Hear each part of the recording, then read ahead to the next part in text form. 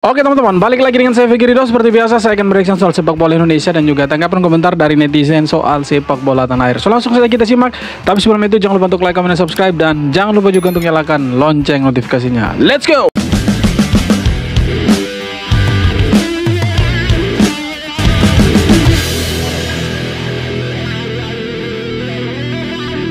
Temuan survei kami sekitar 70% awareness dulu ya. Kita tanya awareness apakah publik. Hasil survei naturalisasi, sebagian besar masyarakat Indonesia setuju dengan program naturalisasi untuk kemajuan timnas Indonesia. Nah kemarin yang suruh stop itu kenapa?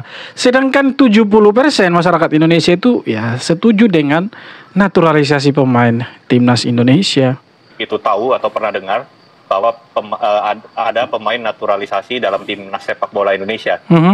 Dan di sisi level awareness itu 53,7 atau 54% itu tahu gitu ada pemain naturalisasi di timnas sepak bola Indonesia.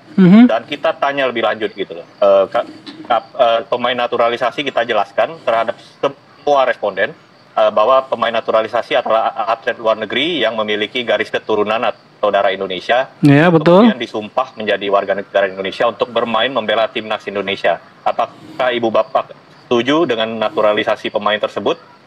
Dan ini kita temukan di survei kami, survei nasional kami, sekitar 60,9% setuju dan 10,6% sangat setuju. Jadi jika dijumlah itu sekitar 70% setuju dengan ide naturalisasi pemain timnas Indonesia gitu. Nah bayangkan 70% itu setuju dan sangat setuju.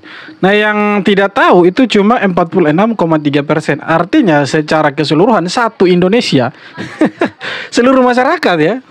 Itu sesuai dengan survei loh yang teman-teman barusan saksikan. Itu 70% itu menyetujui naturalisasi yang dilakukan oleh PSSI. Itu artinya apa? Publik Indonesia sekarang sudah mulai terbuka dengan sepak bola Indonesia, bahwa dengan adanya pemain naturalisasi ini mengangkat sepak bola Indonesia. Nah pertanyaannya, kenapa kemarin ada anggota DPR yang minta untuk ini yang terakhir, atau ya kata kasarnya di stoplah naturalisasi. Apakah kita mau kembali lagi ke sepak bola kita yang tidak ada kemajuan, atau seperti apa itu? Kalau saya nggak setuju kalau Piala AFF dibilang Piala Ciki. Bagaimanapun ini event regional Asia Tenggara yang punya gengsi. Betul. Orang beranggapan nggak penting kita juara Piala AFF, yang penting Piala Asia gitu kan, lolos gitu. Sampai kemudian ada kawan-kawan yang bilang Singapura boleh juara 4 kali Piala AFF, tapi nggak pernah lolos Piala Asia, lebih baik kita gitu. Saya tuh melihat itu hipotesis yang salah, bahwa Singapura itu pernah lolos juga Piala Asia 1980. Iya kan? Yang kedua, yang dikenang orang kan yang juara kan, walaupun tingkat RT gitu kan. Artinya walaupun kita tim super lolos sampai Piala Dunia, kita nggak pernah tercatat dalam sejarah misalnya untuk level yang paling rendah kita nggak pernah juara Piala AFF. Ya tapi ya ada benarnya juga. Ini kan pro dan kontra juga. Ada yang setuju Indonesia harus juara Piala AFF dulu di tingkat regional Asia Tenggara, dan ada yang bilang bahwa Piala AFF itu tidak penting. Dan mungkin ya sekarang, untuk sekarang ya, itu lebih banyak yang setuju kalau Piala AFF itu tidak penting lagi untuk timnas Indonesia. Dan kita lihat dari statement-statementnya petinggi-petinggi sepak bola kita, seperti pelatih timnas senior Coach Sintayong bilang, ya tujuan kita itu bukan Piala AFF, tapi bagaimana kita bisa ada di Piala Asia dan Piala Dunia. Itu bagus. Saya sangat setuju sekali dengan yang mindset yang seperti itu. Artinya kita tidak hanya sekedar melihat Piala AFF saja. Kalau dulu kita memang hanya melihat Piala AFF sebagai targetnya kita, ya seolah-olah Piala Asia dan kualifikasi Piala Dunia itu ya sesuatu hal yang sangat-sangat berat dan tidak mungkin kita ada di sana. Tapi sekarang mindsetnya sudah berubah. Nah, apakah Indonesia harus jadi juara dulu untuk bisa diakui di Asia Tenggara? Ya tidak juga sih, karena sekarang saja Indonesia belum menjuara Piala AFF, satupun Piala AFF belum pernah didapatkan sama timnas Indonesia. Tapi masyarakat Asia Tenggara itu ya memuji Indonesia. Bahkan ada yang bilang Indonesia sekarang itu King ASEAN, karena satu-satunya negara yang sekarang lolos langsung ke Piala Asia 2027 itu Indonesia, dan satu-satunya negara dari Asia Tenggara yang main di kualifikasi Piala Dunia round 3 itu Indonesia. Apalagi kalau Indonesia sampai juara Piala AFF. Nah, kita doakan saja Indonesia bisa juara Piala AFF tahun ini ya, karena mereka akan main Desember nanti. Kita berharap ya mereka akan juara. Walaupun yang dibawa itu pemain U22, tapi ya siapapun yang dibawa kita percayakan saja mereka di sana. Semoga mereka bisa menampilkan yang terbaik dan bisa bawa pulang Piala AFF untuk Indonesia. Nah, pertanyaannya apakah Indonesia harus dan wajib juara Piala AFF untuk bisa diakui? Ya tidak juga sih. Ya tergantung kembali lagi dari persepsi masing-masing. Kalau menurut saya ya Piala AFF memang tidak penting. Tapi kalau kita sudah ada di sana ya bagaimanapun caranya kita harus memenangkan turnamen itu, iya kan? Tapi penting tidak penting saya pikir bermain dulu, hasilnya itu seperti apa ya nanti itu baru dibicarakan. Yang penting tanding dulu, kalah menang itu urusan kemudian, ya kan? Betul kan? Tulis di kolom komentar.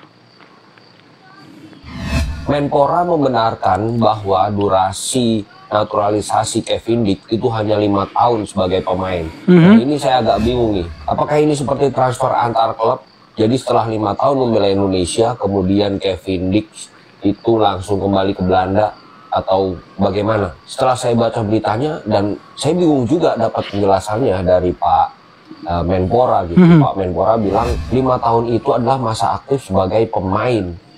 Nah di sini maksudnya apa? Masa aktif sebagai pemain itu apakah karena sekarang usianya 28 tahun, 5 tahun lagi Kevin Dick di usia 33 tahun itu kemudian pensiun? Atau dihitung sudah nggak produktif lagi, atau bagaimana? Atau karena ada pernyataan Menpora ini, kemudian muncullah pertanyaan dari si ibu ini.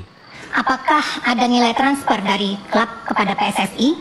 Anggarannya diambil dari APBN di Kemenpora atau sponsorship yang didapatkan secara private? Terima kasih. Nah, si ibu itu menanyakan apakah naturalisasi itu ada transfer uang dari PSSI ke klub. Dan uang itu dibiayai oleh APBN atau sponsor secara private, nggak tahu gitu. Makanya untuk teman-teman yang tahu soal ini, tolong bantu jelaskan di kolom komen. Nah, saya barusan baca di salah satu media online pernyataan dari Menpora itu dia bilang dia meluruskan proses naturalisasi dari Kevin Dick. Dia bilang Kevin Dick ini memang diperuntukkan untuk program jangka pendek dan jangka menengah ya. Jangka pendek itu kita tahu lah ya, untuk bermain di kualifikasi Piala Dunia dan diharapkan dia bisa membawa timnas Indonesia. Dengan hadirnya dia, Indonesia bisa lolos ke Piala Dunia. Nah itu yang pertama. Kemudian jangka menengahnya mungkin dia akan bermain di Piala Asia tahun 2027. Nah kembali lagi, kalau kita lihat dari segi usianya Kevin Dick, sekarang Kevin Dick itu usianya 28 tahun karena dia kelahiran tahun 96. Jadi usianya sekarang itu 28 tahun dan rata-rata usia pemain sepak bola masa produktifnya dia atau masa ya golden momennya dia itu di usia 28 atau 27 ya. 25, 26, 27 sampai dengan 33 atau 34. Saya rasa 33 atau 34 pun itu sudah agak berat ya. Itu khusus untuk sepak bola profesional lah, di klub-klub profesional di Eropa lah. Mungkin itu 33 sudah tidak terlalu dipakai lah. Nah, tapi kalau kita lihat dari statementnya Pak Menpora, sepertinya beliau bilang kalau Kevin Dick ini untuk jangka pendek saja. Jadi maksudnya 5 tahun ya. Ini prediksi saya, kata-katanya Pak Menpora. Kenapa jangka waktunya itu 5 tahun? Bukan berarti Kevin Dick itu setelah dinaturalisasi oleh Indonesia, nah setelah 5 tahun dia kembali lagi ke Belanda.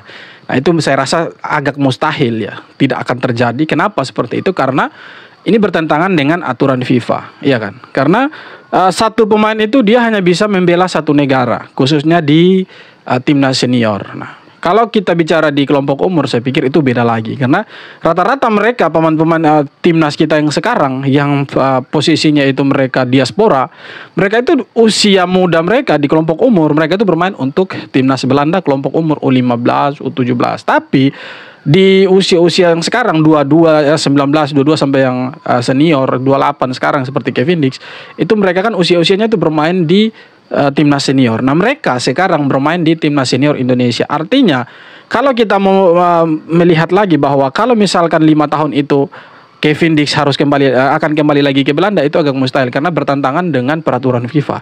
Karena satu pemain hanya bisa membela satu timnas ya, tidak bisa dia membela 2 timnas, ya kan? Kecuali ya dia sudah 5 tahun lagi di Belanda, itu pun kalau dia dipakai di sana teman-teman. Tapi saya pikir ya Belanda tidak kekurangan pemain.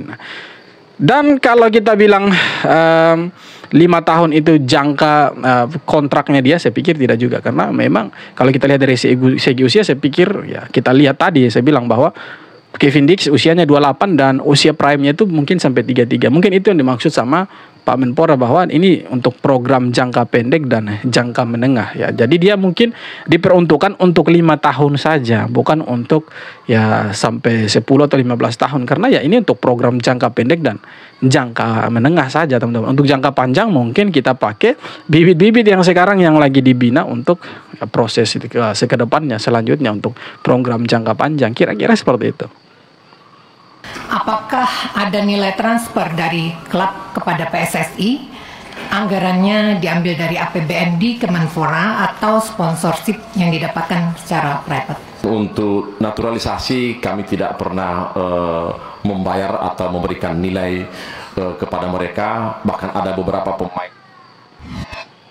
Apakah ada nilai transfer dari klub kepada PSSI? Anggarannya diambil dari APBND Kemenpora atau sponsorship yang didapatkan secara private? Untuk naturalisasi kami tidak pernah membayar atau memberikan nilai kepada mereka, bahkan ada beberapa pemain seperti Sen Patinama dan beberapa lainnya yang berasal dari Ambon, ada yang dari Semarang, malah orang tua dan kakeknya yang sangat berharap anak-anak ini bisa memperkuat tanah kelahiran orang tuanya, sampai mereka berdarah-darah, sampai mereka juga cedera dalam rangka untuk memberikan yang terbaik kepada timnas. Nah, ini sudah dijawab oleh Pak Sekjen. Jadi menurut saya ini sudah membantah pertanyaan dari anggota DPR dari Partai Nasdem kalau tidak salah. Dia bilang apakah itu ada pembayarannya atau seperti apa, nilai transfernya seperti apa, dan ini sudah dibantah langsung oleh Sekjen PSSI Pak Yunus Nusi, dan menurut saya memang tidak ada karena tidak ada aturannya seperti itu.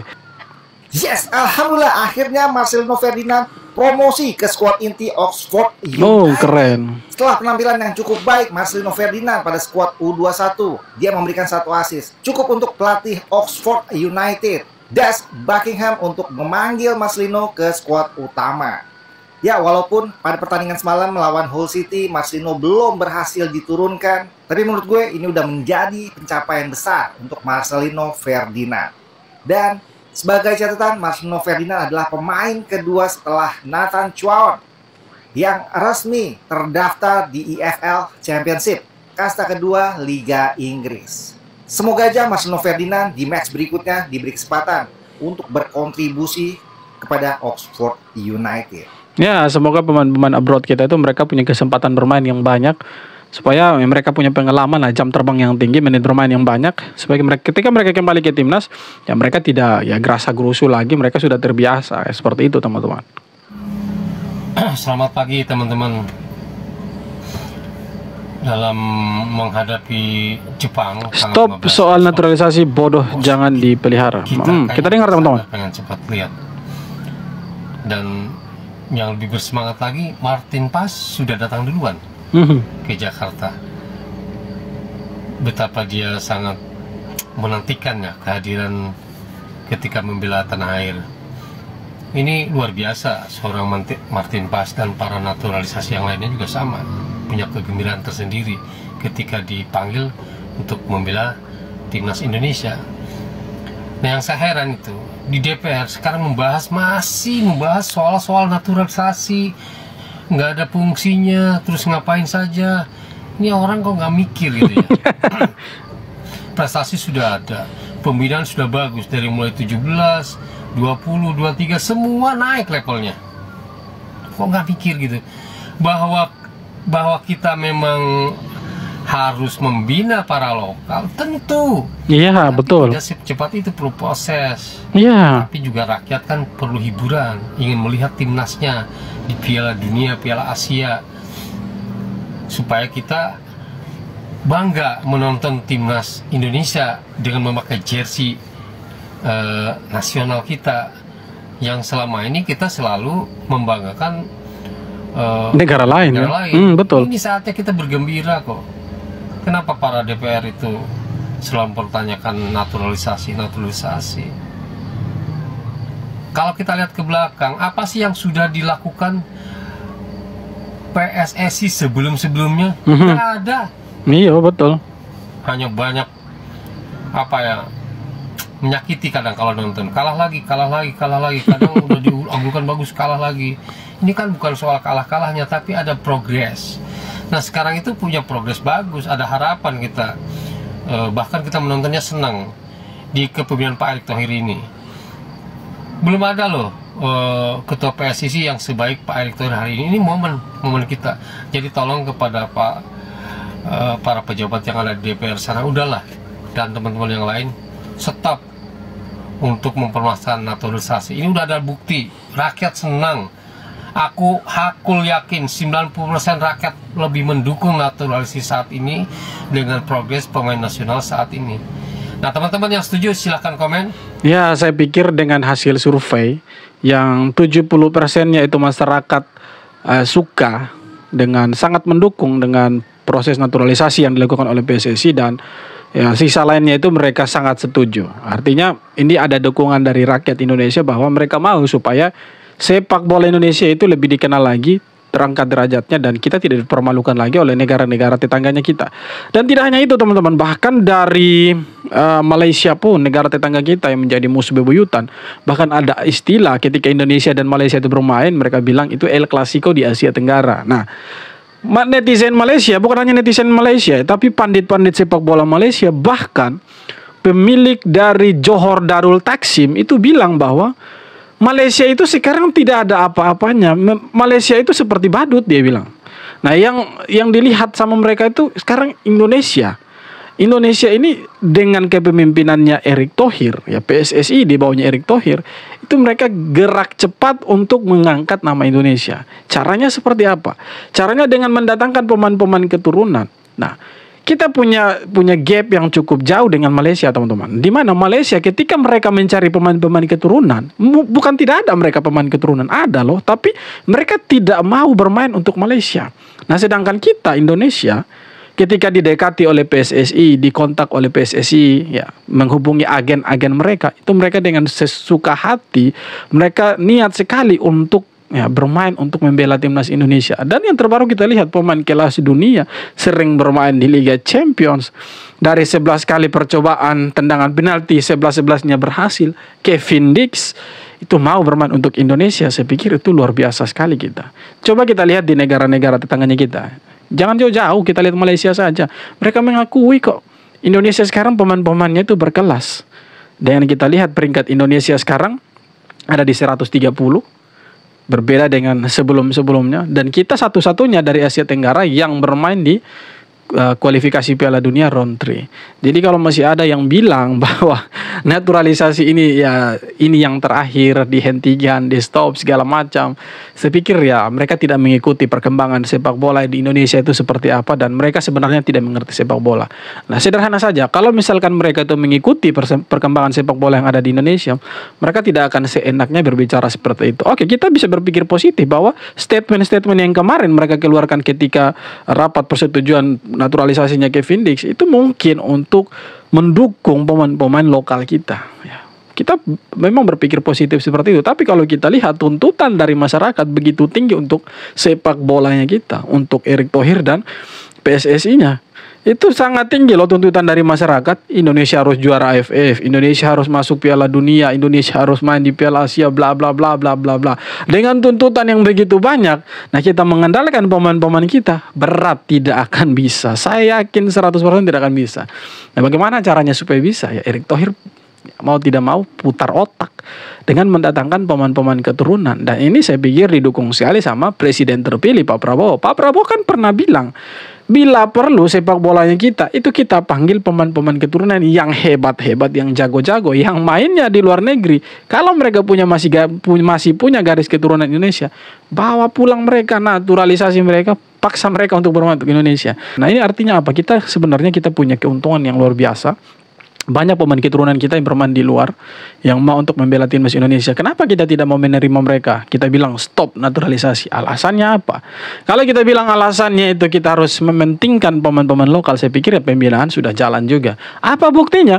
U17 kita main di Piala Asia, U20 kita main di Piala Asia, saya pikir itu salah satu bukti nyata bahwa pembinaan di Indonesia khususnya usia dini itu sudah berjalan. Nah, tinggal kita lihat bagaimana kompetisinya nanti. Apakah itu akan diteruskan? Apakah itu akan dijalankan oleh PSSI atau seperti apa? Nah, itu yang masih kita tunggu. Dan yang patut kita tunggu sekarang adalah bagaimana timnas U23 kita nantinya akan bermain kualifikasi Piala Asia juga. Nah, ini kalau sampai kita mengirim 4 kategori ke Piala Asia senior, U23, U20 sampai U17, kita cetak sejarah. Satu-satunya negara di Asia Tenggara mungkin yang bawa 4 kategori pemain timnas itu yang ke Piala Asia. Jadi ya itulah, bahwa kita harus mendukung timnas kita. Ya saya sih setuju saja. Mau sampai kapanpun ya lebih baik pemain naturalisasi. Sampai FIFA melarang bahwa dalam satu tim nasional itu tidak boleh ada pemain naturalisasi, ya kita mau bilang apa? Karena itu ya, aturan dari FIFA. Kalau FIFA bilang sekarang tidak boleh lagi ada pemain naturalisasi, ya it's okay, tidak apa-apa. Tapi kalau selagi FIFA tidak melarang, saya pikir terus naturalisasi. 70% masyarakat Indonesia itu mendukung adanya pemain naturalisasi di Indonesia. Oke teman-teman, sekian video kali ini. Terima kasih banyak sudah nonton video sampai akhir. Sekali lagi jangan lupa untuk like, comment, dan subscribe. Kita jumpa lagi di video-video berikutnya. Hormat.